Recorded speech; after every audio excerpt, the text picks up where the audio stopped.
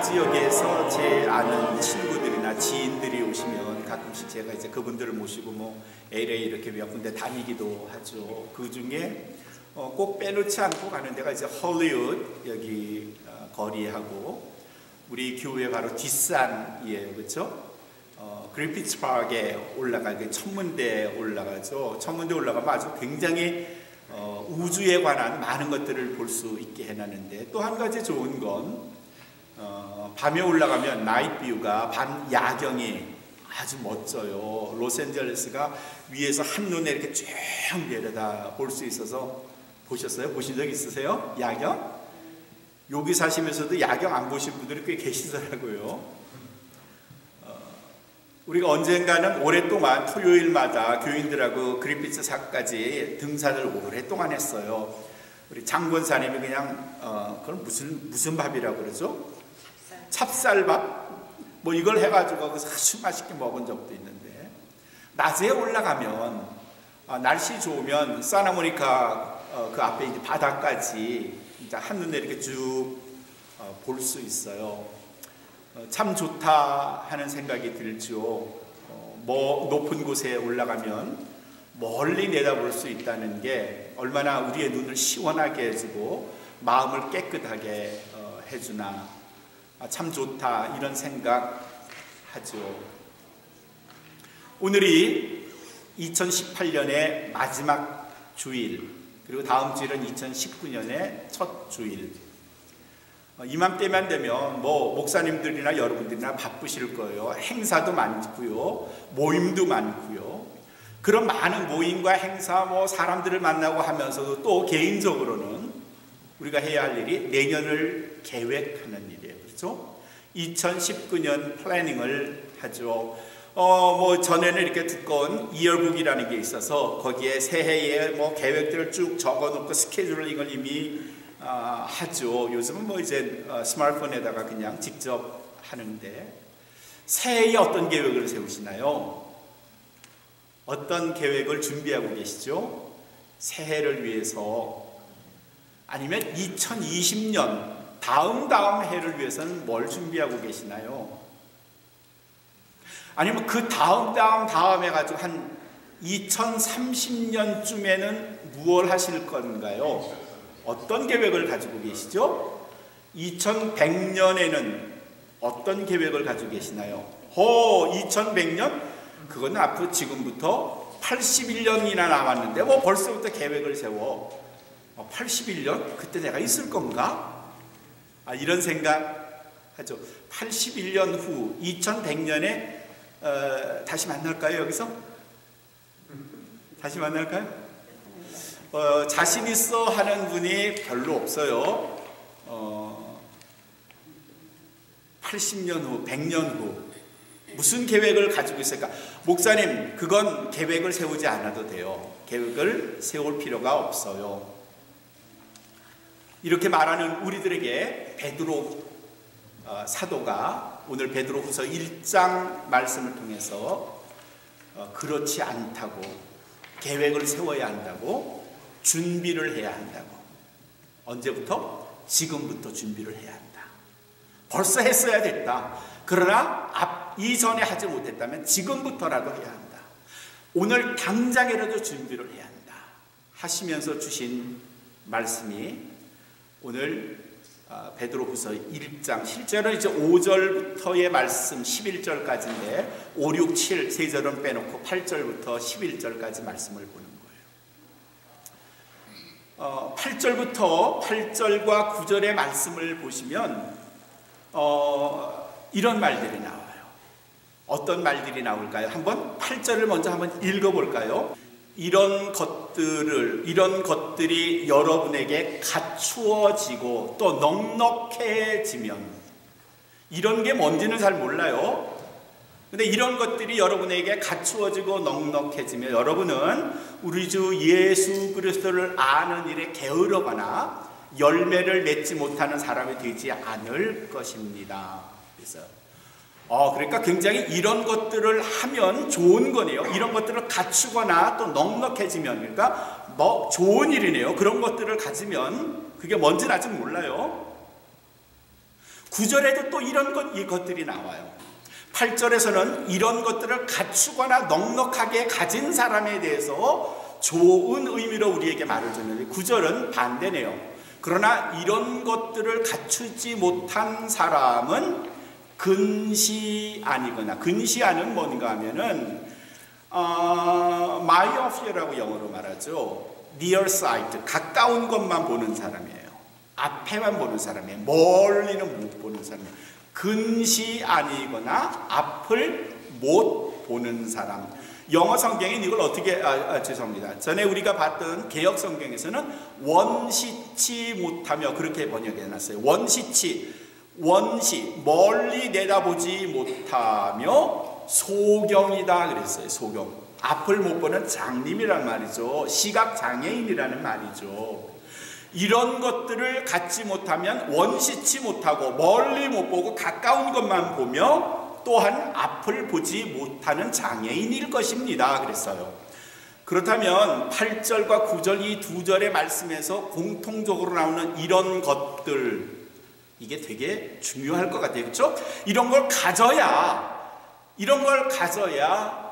우리가 하나님을 알고 그리스도를 아는 일에 열심을 내고 또 하나님을 또 실과를 얻으며 뭐 이런 좋은 얘기가 있지만 이런 걸 갖지 못하면 멀리 내다보지 못하는, 가까운 것만 바라보는 아주 어리석은 사람밖에 되지 못합니다. 그런 뜻이에요. 그러면 이런 것들이 뭘까요?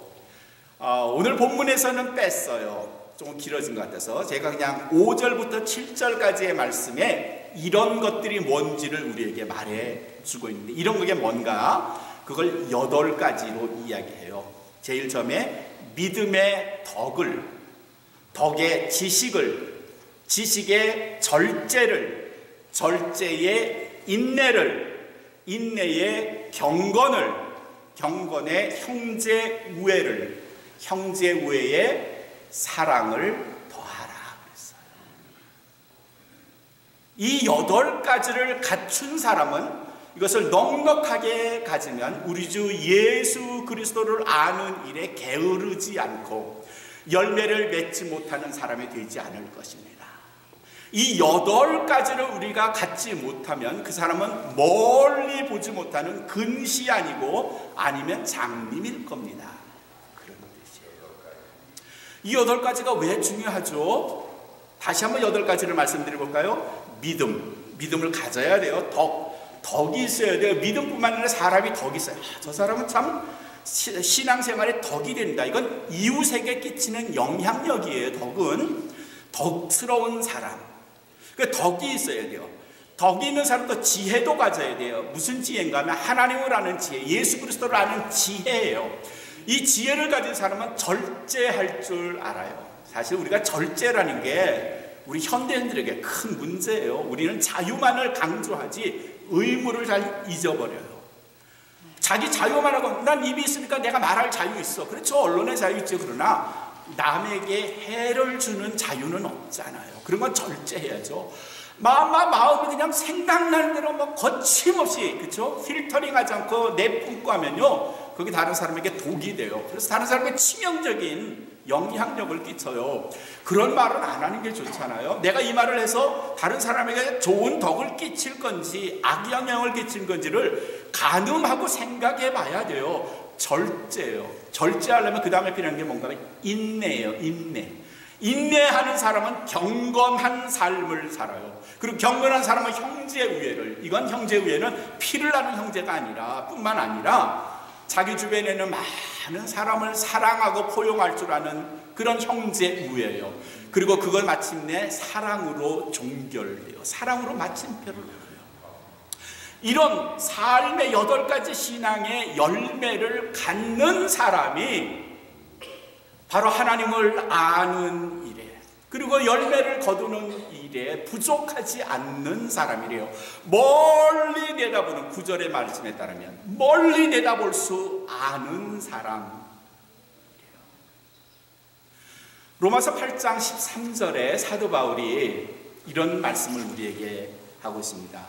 너희가 육체대로 살면 반드시 죽을 것이로되 너희가 육체대로 살면 반드시 죽을 것이더라. 이 육체가 뭔가 하면 우리의 본능이에요. 본능, 내 욕심.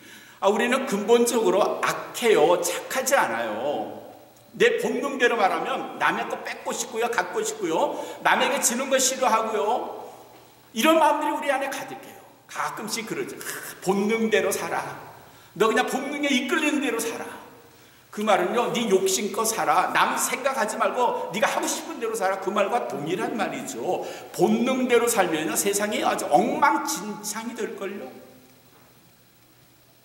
로마서 8장 13절에 바울은 우리가 그렇게 말씀드려요. 너희가 육신대로 살면, 본능에 이끌려 살면, 절제하지 못하면, 인내하지 못하면 반드시 죽을 것이로되, 그러나 영으로서 우리의 육신, 우리 생각, 우리 육신, 우리 인간의 행동을 죽이면 살리니, 그렇게 말씀하셨어요. 너희가 육신대로 살면 반드시 죽을 것이로되 영으로서 몸의 행실을 죽이면 살리니. 우리 몸의 정욕을, 본능을 절제하고 인내하는 거예요. 이 로마서 8장 13절의 말씀이 그대로 어디로 가는가 하면 갈라디아서 5장 22절 23절로 가요. 갈라디아서 22장 23절에 그 유명한 성령의 몇 가지 열매? 9가지 열매가 있어요. 성령의 9가지 열매. 이렇게 몸의 행실을 죽이고 영으로서, 성령으로서, 하나님이 주시는 영으로서 우리 몸의 행실을 죽이면 나타나는 게 바로 갈라디아서 5장 22절 23절 성령의 9가지 열매예요. 사랑, 또 뭐예요? 희락, 화평, 그 다음에 오래 참음, 자비, 양성, 충성, 온유, 절제. 9가지 열매를 맺어요. 우리 성령께서 주시는 능력으로 우리 몸을 스스로 절제하고 인내하면, 우리의 본능을 죽이면, 몸의 행실을 죽이면 나타나는 게 성령의 9가지예요. 왜 우리가 성령의 사람이 되어야 할까? 성령이 이끄시는 대로 살아야 할까에 대한 대답이 로마서 8장 13절과 갈라디아서 5장 22절 23절로 우리에게 말씀해 주세요. 너희가 성령으로 너희 몸의 행실을 죽이지 못하면 절대로 성령의 열매가 없고, 성령의 열매가 나타나야 너희가 살리니. 그리고 성령의 9가지 열매가 베드로후서 1장 5절에서 7절, 우리가 읽었던 말씀 앞에 있는 그 8가지와 똑같은 거예요. 그리고 오늘 말씀 8절과 9절에선 이렇게 우리가 몸의 행실을 죽이고 성령의 9가지 열매, 베드로후서 1장 5절에서 7절까지에 나오는 8가지의 열매를 갖지 못하면 우리는 원시치 못한다. 우리는 가까이만 볼 수 있는 사람이다. 우리는 멀리 내다보지 못하는 사람이다. 이렇게 우리에게 말씀해 주세요. 근데 현실은 지나간 우리의 모습 속에서도 우리는 모양으로만 갖춘 경건, 그냥 폼나는 신앙생활. 저는 이걸 이런 말로 대신하고 싶어요. 화장빨 신앙. 화장빨 신앙인. 그 화장빨 뒤에 숨은 모습은 별로 자랑할 것도 없고 좀 추하기도 하고 뭐 그냥 예뻐 보이지도 않는데, 그냥 화장으로 거의 가면처럼 화장빨로 하죠. 불행하게도 신앙인들 중에는 화장빨 신앙인들이 있어요. 집사님, 장로님, 권사님, 목사님, 어쩜 그렇게 은혜스러운지. 보이는 모습은 그런데 그의 삶 속에서는 열매가 없어. 드러나는 신앙의 열매가 없어요. 온유, 절제, 충성, 자비, 양선 없어. 그냥 나오는 대로 막 쏟아놔. 생각도 안 하고. 예레미야 5장 21절에 예레미야 선지자가 당시의 유다 백성들, 하나님의 말씀에 그냥 뭐 귀뚱도 듣지 않고 지멋대로 하는 이 유다 백성들을 향해서 뭐라 그랬는가 하면 우둔하여, 아주 어리석다는 말이죠. 우둔하여 경건치도 못할 뿐만 아니라 그들의 감각도 없을 뿐 아니라 눈이 있어도 보지 못하고 귀가 있어도 듣지 못하는 거다. 우둔하여 감각이 없어요.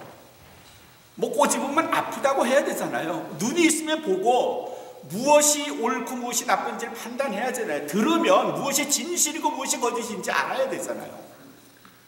눈이 우둔하여 감각치 못하고 눈이 있어도 보지 못하고 귀가 있어도 듣지 못하는 거다. 이 못하는 백성이요 그랬어요. 얼마나 이스라엘 백성들이, 그 유다 백성들이 하나님의 말씀에 멀어져 있으면, 자기 본능대로 몸의 행실대로 살면 예레미야 선지자가 그렇게 책망을 했을까요? 그러면서도 그 유다 백성들은요, 절기 때가 되면 송아지 하나님께 드리고 성전에 온갖 것 갖다 주면서 하나님 이거 받으시죠. 이게 내 마음이고 내 정성입니다. 근데 돌아서면 딴짓해요. 약한 사람 괴롭히고 없는 사람 거 빼앗고요. 하고 싶은 대로 하고요. 몸의 본능대로 하고요. 화장빨 신앙이에요. 교회에서 헌금을 제일 많이 하면 제일 신앙이 높은 겁니까? 성경을 제일 많이 읽으면 그 사람이 최고의 신앙일까요? 기도를 다른 사람보다 한 10배를 많이 하면 하나님이 정말 좋아하시는 사람일까요? 근데 성경을 많이 읽어도, 교회를 열심히 나와도, 기도를 많이 해도 그 뒤에 삶의 열매가 없으면, 성령의 열매가 없으면, 아니 성령에게 자신의 삶을 내어 맡기지 않으면, 성령으로 자기 몸의 행실을 죽이지 않으면 화장빨 신앙이에요. 사람에게 보이기 위한 신앙이에요. 오늘 베드로 사도는 우리에게 그렇게 말씀하세요. 신앙의 열매를 맺으셔야 합니다. 신앙의 열매를 맺지 않으면 원시치 못하고 근시 아닙니다. 앞에만 보는 사람입니다. 오늘만 그저 있는 것으로 생각하는 사람입니다. 제가 대학생 때 읽었던 아주 좋은 책, 지금도 아주 좋은 책이에요. 리차드 바크라는 사람이, 비행사이기도 하고 소설도 쓰기도 한 리차드 바크가 그때 쓴 책에 조나단 리빙스턴이라는 책이에요. 길지도 않아요. 근데 참 좋은 책이에요. 조나단 리빙스턴은 누군가 하면 갈매기예요. 갈매기. 어떤 갈매기가 있는데 그의 이름이 조나단 리빙스턴이에요. 근데 그 갈매기는 다른 갈매기들이 바다 근처, 바위 근처, 모래가 이런 데서 그저 날마다 먹는 것에 열중하는 것에 대해서, 왜 자기는 날개를 가졌고 왜 높이 나는 것이 자기에게 의미가 있는지를 늘 생각하는 그런 갈매기였어요. 그 조나단 리빙스턴 책에 나오는 아주 유명한 글귀가 하나 있어요. 높이 나는 새가 가장 멀리 바라본다. The seagull that flies highest. 가장 높이 나는 seagull, 갈매기가 sees, 볼 수 있다. The farthest. 가장 멀리 볼 수 있다. The seagull that flies the highest. See the farthest. 가장 높이 나는 새가 가장 멀리 볼 수 있다. 가장 높이 나는 신앙인이 가장 멀리 볼 수 있다. 성령께서 우리를 가장 높은 곳으로 올려주시면 우리는 가장 멀리 볼 수 있는데, 그 가장 멀리 보는 게 뭔가 하면, 오늘 베드로후서 1장 10절과 11절에 있는 말씀이에요. 10절에 있는 말씀. 형제 자매 여러분은 더욱더 힘써서, 뭘 힘쓰라는 말일까요? 앞에서 말한 5절에서 7절까지 말한 8가지 삶의 열매, 신앙의 열매, 성령의 열매를 맺으라는 거예요. 그렇게 해서 열심히 신앙생활 하시고 삶의 열매를 내서 왜 하나님이 우리를 부르셨고 왜 하나님이 우리를 택하셨는가를 잘 생각해서 우리 마음을 더 굳게 하십시오. 그러면 우리는 넘어지지 않을 겁니다. 왜 하나님이 나를 온 마음 교회로 부르셨고 그리스도인으로 부르셨고 집사로 권사로 목사로 불렀는지 잘 생각하세요. 그 생각, 부르심과 의무에 대한 택하심에 대한 생각을 하신다면 어떤 일이 있어도 안 넘어질 거예요. 이어지는 11절 말씀을 볼까요? 같이 읽어볼 뿐 아니라 예수 그리스도께서 우리를 위하여 준비하신 영원한 나라에 들어갈 충분한 자격을 갖추게 될 것입니다. 삶의 열매를 맺어야죠. 성령께서 주시는 힘으로 열매를 맺는 삶을 할 때 우리는 영원한 나라에 들어갈 충분한 자격을 얻게 된대요. 어떤 눈이 복된 눈인가? 어떤 눈이 복이 있는 눈인가? 세상으로 말하면 제 눈은요 거의 C, D예요. 뭐 잘 안 보이거든요. 사실은 안경을 써야지 뭐 제대로 볼 수 있어요. 아마 많은 분들을 여러분들 중에도 그런 분들 좀 계시죠. 영의 눈은 나빠요. 근데 저는 그래도 제법 멀리 볼 수 있는 눈을 가지고 있어요. 제가 지금의 신앙을 지키고 성령께서 주시는 힘을 얻어서 이 믿음 지켜나가면 2100년 때 나는 분명히 거기 있을 거야. 이런 확신이 제게는 있습니다. 여러분도 가지고 계세요? 아직 확신이 없어요? 다시 물을게요. 2100년쯤에 여러분도 거기 가 계실 것이라는 확실한 확신을 가지고 계세요? 네. 그 대답이 이렇게 영 시원한지 마음이 안 들어요. 내가 거기가 있을 것이라는 영원한 나라에 있을 것이라는 그리스도께서 나를 위하여 준비하신 그 나라에 가 있을 것이라는 확실한 믿음에 거하셔야 돼요. 이게 멀리 볼 수 있는 복된 사랑하는 성도 여러분, 2019년을 준비해야 하죠. 그럼요, 준비하셔야 해요. 그러나 2019년만을 위해서 준비하지 마시고요.